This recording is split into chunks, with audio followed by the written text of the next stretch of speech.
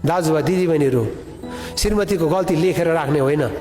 बाइबलले भन्छ प्रेमले खराबीको हिसाब राख्दैन।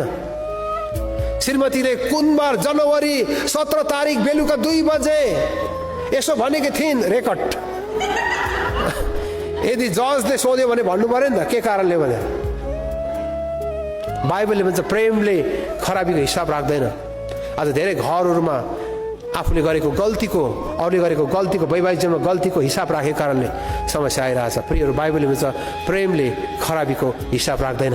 पौलले जुन प्रेमको परिभाषा त्यहाँ लेखेर गएका छन् पहिलो कोरिन्थीमा, प्रेम सहनशील हुन्छ, प्रेम दयालु हुन्छ, डाहा गर्दैन, सेकी गर्दैन, न ढिट हुन्छ, कुनै कुरामा जिद्दी गर्दैन, झर्को मान्दैन, खराबीको हिसाब राख्दैन।